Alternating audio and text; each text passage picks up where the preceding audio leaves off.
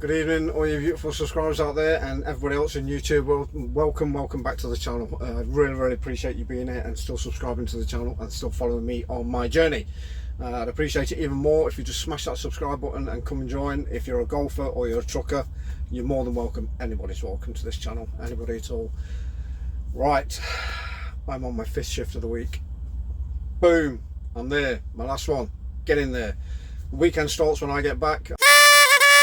I finish in the morning, so that is me finished. And then I'm going to pick my grandson up. I'm going to take him away from his mother for a few hours, so it gives my daughter a bit of a rest, which I don't mind doing, because I just take him to the kids' play area, and then he has a blast for a couple of hours, and then that's it. We go home and he goes to sleep, and then my daughter gets another bit of a rest. So win-win, yeah, whichever way you look at it. My youngest daughter, she is in Belgium at the moment, I do believe. She should be there about now. She set off at, well, she should be there now. She set off at 3 o'clock in the morning, for goodness sake. So no doubt she'll be there. And she's on a battlefield tour to Belgium, to Flanders Field. I think she's there for 3 days. Maybe 2 days, but I think it's 3. I think they're there for 3 days. So she's away there with her school.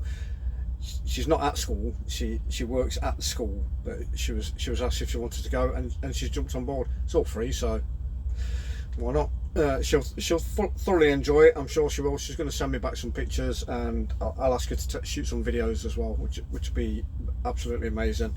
No doubt there'll be some veterans there. I'm sure there will be, but either way, she's going to have a fantastic time regardless. I remember my very first battlefield tour that I went on was at Monte Cassino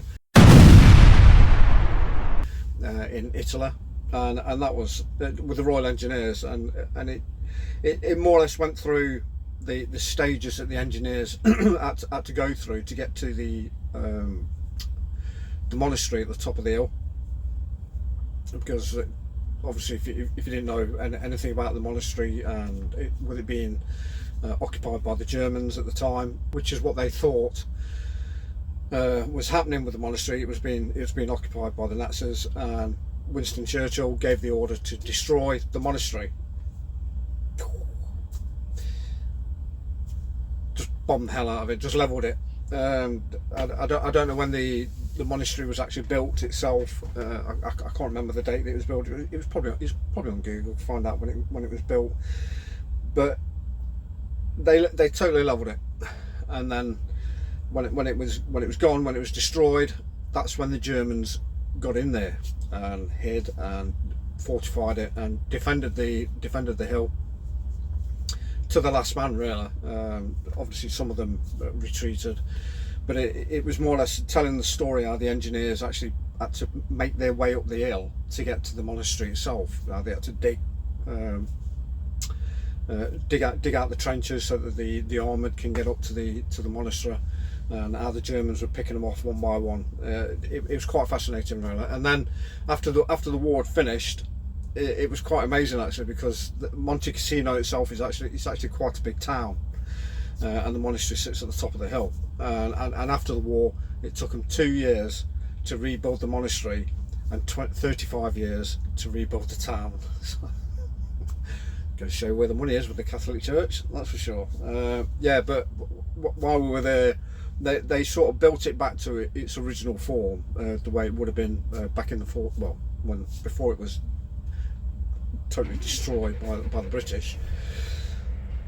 Fantastic, absolutely amazing structure, building, whatever you want to call it, monastery. It was absolutely phenomenal, and the town itself is absolutely beautiful. We had a fantastic time there. So whatever my Sophie's doing over in Belgium, she will have a blast. She will have a really good time. So what else has gone off in the world? Oh my god, it's all kicking off. It is all kicking off everywhere, really, especially over here as well, because obviously there's housing shortage, and there's migrants coming across, and they're trying to house them, which, to be honest, I think is bang out of order. The government want to bring in something like 1.5 million or 2.5 million. Well, I think 1.5 million homes they want to build in their tenure. That's like, it's absolutely ridiculous. They reckon that's about one house every 2.5 minutes. that they've got to build. It's insane. It's absolutely insane.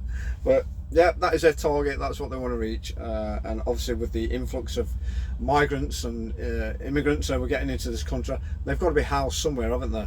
You know, before the British people actually get a chance to get on the property ladder and buy a house themselves. No, we've got to put these people in the house so that they're nice and secure and safe, away from harm, so nobody can hurt them.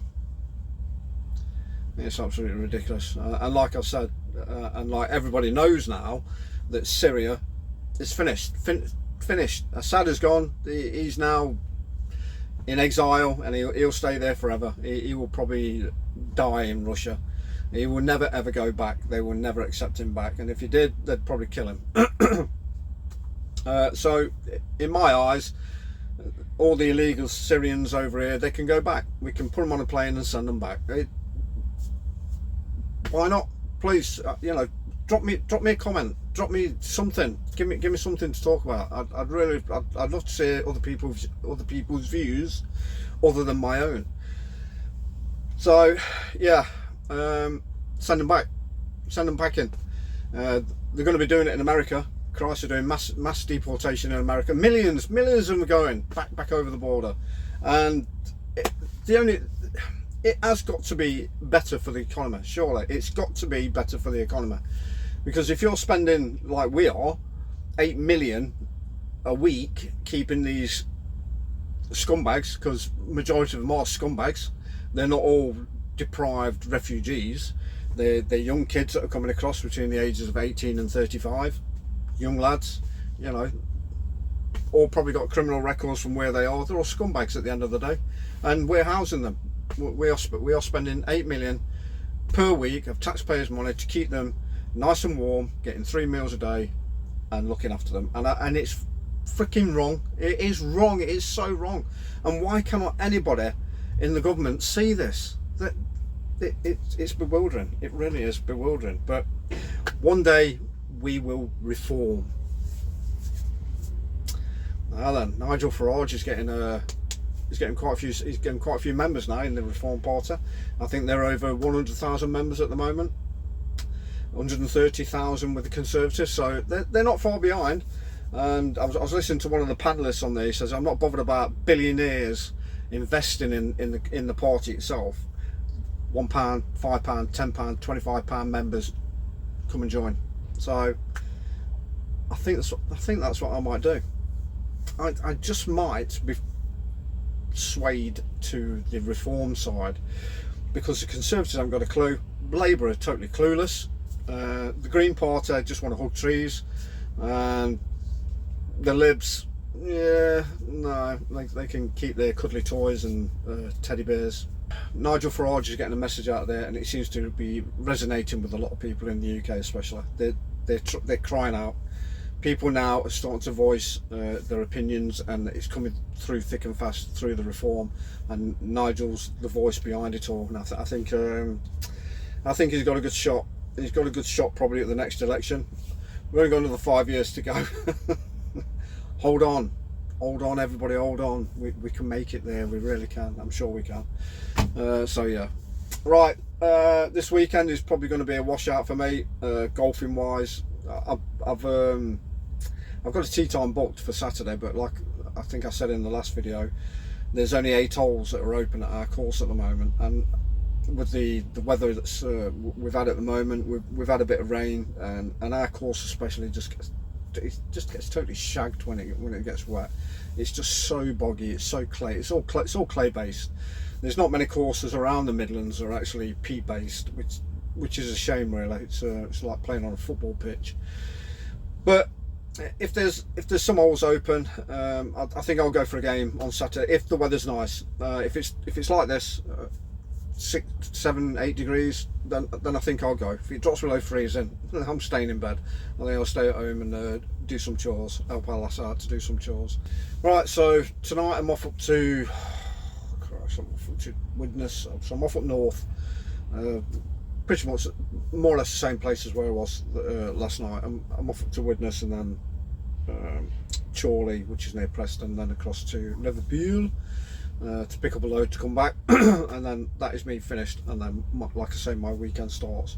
But like I said earlier, I'll be picking my grandson up and I'll be taking him for a blast, wear him out, so I'm looking forward to that. Right, that is it for me. Hope you all have a fantastic weekend. I really do, and if you're working tomorrow, don't work too hard, okay? So drive safe, look after yourself, watch out for those lunatics. They are bloody everywhere. Like, subscribe, please drop me a comment on anything I've said, and I'd really appreciate it. Any comments that come through, I love reading them, and I will reply to every one of them if you drop me a comment. Please do it. Take care, guys, and I'll see you for my first shift on Sunday. Have a great weekend, everybody.